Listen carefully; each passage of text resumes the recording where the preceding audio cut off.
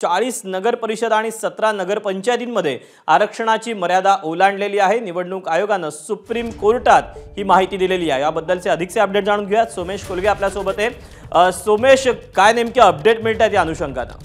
दीपक, अतिशय महत्त्वाची आणि मोठी बातमी आहे। महाराष्ट्रातील स्थानिक स्वराज्य संस्थांच्या निवडणुकांसंदर्भात सर्वोच्च न्यायालयामध्ये सगळ्यात पहिल्यांदाच आतापर्यंत जेवढ्या सुनावण्या झाल्या त्यामध्ये कधीच राज्य निवडणूक आयोगाकडून नेमकेपणाने आकडेवारी सादर करण्यात आलेली नव्हती, परंतु पहिल्यांदा राज्य निवडणूक आयोगाने कबुली दिलेली आहे की 40 नगर परिषदांमध्ये आणि 17 नगरपंचायतींमध्ये आरक्षणाची मर्यादा 50% ही ओलांडली गेलेली आहे।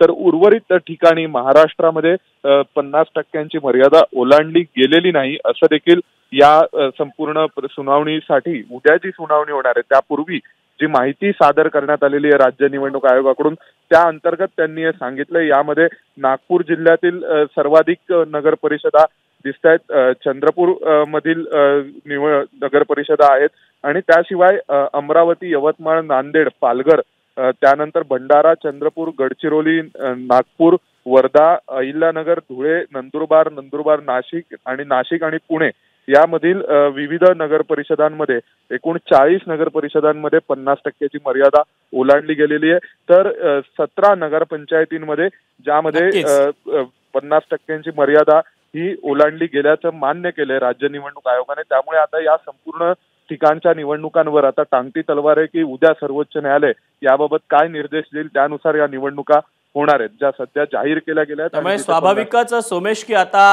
सुप्रीम कोर्टात काय नेमकी सुनावणी होती आणि सुप्रीम कोर्ट नेमकं काय आदेश देत आहे, निर्देश देत आहे पाहणं महत्त्वाचं असेल। त्यामुळे स्वाभाविकच निवडणुकांवर टांगती तलवार असेल।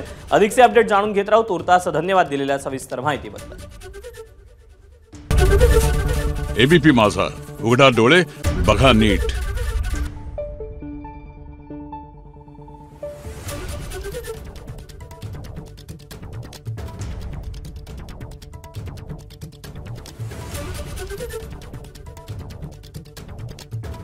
Thank you.